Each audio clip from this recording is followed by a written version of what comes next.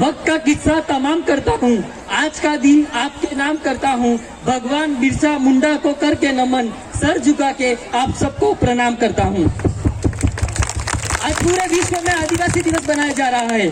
आज का दिन हमारे लिए एक अवसर लेके आया है। यह अवसर है हमारे समाज को जागरूक करने का, यह अवसर है अपने हितों को पाने का, यह अवसर है अपनी संस्कृति को गले लगाने का, यह अवसर है हमारी आपसी एकता व अखंडता का, यह अवसर है हमारे महापुरुषों को याद करने का, यह अवसर है शिक्षा और जागरूकता का। आदिवासी समुदाय का एक शिक्षित युवा होने के नाते आदिवासी समुदाय के लोगों को एक दो बातें जरूर कहूंगा कि आप शिक्षा के लिए प्रेरित हो, क्योंकि आज शिक्षा जरूरी हो चुकी है। इसलिए अपने बच्चों को हर हाल में शिक्षित करने का संकल्प ले।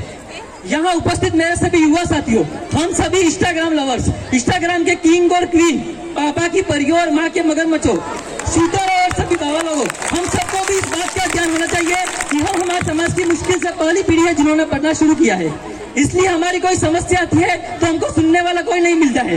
अपर कास्ट में देखेंगे तो उनकी 8वीं 10वीं पीढ़ी पढ़ रही है। अगर उनको दिल्ली हाईकोर्ट में भी दिक्कत होगी तो वो फोन करेंगे और कहेंगे कोई है क्या वहाँ पे, हमारी बेटे की ये समस्या है, एक दिन की रहने की व्यवस्था तो कीजिएगा।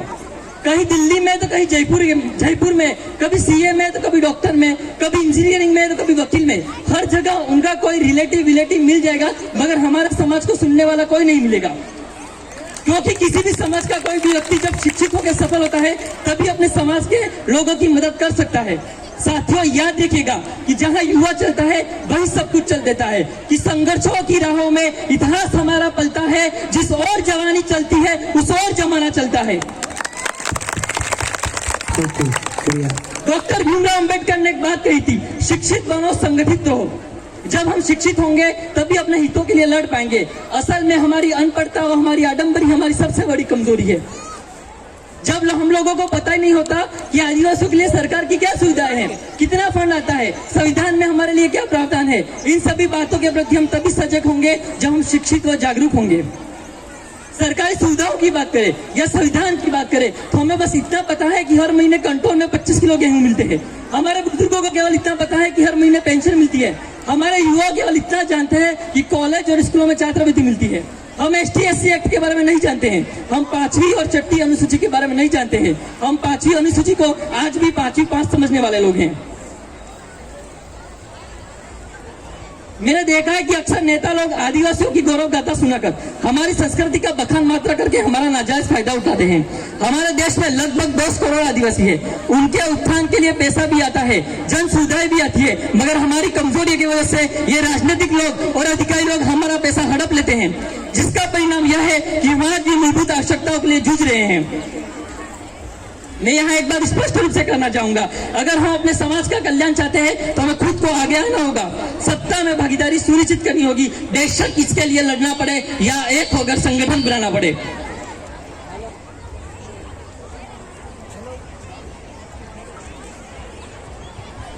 यहाँ कुछ मुद्दे हैं मैं जो अपने समाज के सामने रखना चाहूंगा। हमारी समाज की महिलाएं या बुजुर्ग या जो कम पढ़े लिखे लोग, वो किसी बैंक में जाते हैं या किसी हॉस्पिटल में जाते हैं तो रसीदे वो फॉर्म लेके यहाँ वहाँ भटकते रहते हैं, मगर कोई भी उनको सुनने के लिए तैयार नहीं होता है।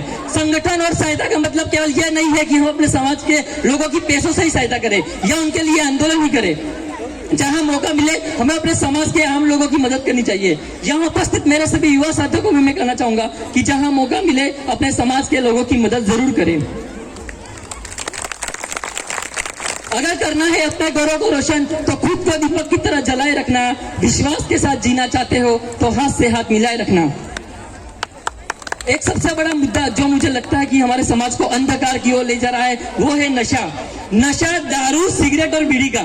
हमारे समाज के छोटे छोटे बच्चे जो स्कूल जाते हैं वो दारू और सिगरेट पीना फैशन समझने लगे हैं। इसमें हमारे शिक्षित लोग भी शामिल है।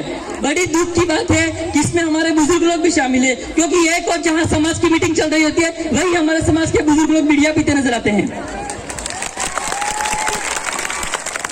हम जैसे युवा स्कूल के बच्चे जब इन मीटिंगों में आएंगे तो आप उन्हें कैसे मना बोले कि ये गलत है, क्योंकि शुरुआत में कोई भी स्मैक या गांजा नहीं पीता है। शुरुआत हमेशा छोटे नशों से ही होती है। हम सब जानते हैं कि किसी भी नशे की आदत लगने के बाद उसे छोड़ना मुश्किल होता है और हम चाह कर भी छोड़ नहीं सकते, मगर हमें अपने आने वाली पीढ़ी को रोकना होगा, उसे इसके दुष्परिणाम बताना होंगे, उन्हें समझाना होगा कि दारू और सिगरेट पीना फैशन और स्टाइल नहीं है। साथ ही हमें उन्हें यह भी बताना होगा कि हमारे समाज के न जाने कितने युवाओं ने इस दारू और सिगरेट की वजह से जान गंवाई है। यहाँ उपस्थित मेरे सभी बुजुर्गों को भी मैं हाथ जोड़ के विनती करता हूँ कि आप अपने आसपास के बच्चों को अच्छे संस्कार दें। आपने जो दूध और घी खाया है, जो सादा जीवन जिया है, उसके बारे में बताएं। नहीं तो मैं आपको एक बात बता रहा हूँ, चाहे तो लिख लेना, अगर ऐसे ही हालात रहे तो माँ बाप से डरने वाली हम आखिरी नस्ल होंगी और औलाद से डरने वाली आप पहली।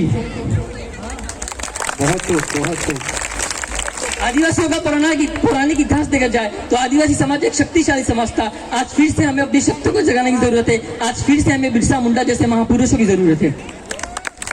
आखिर में मेरा एक छोटा सा सुझाव है कि हमारे समाज का जो क्रिकेट टूर्नामेंट है, मुझे लगता है कि वो हमारे समाज की सबसे बड़ी उपलब्धि है, क्योंकि हमारे समाज के युवा जो पहले लड़ाई झगड़ा करते थे, इस क्रिकेट टूर्नामेंट की वजह से उसमें कहीं ना कहीं कमी आई है।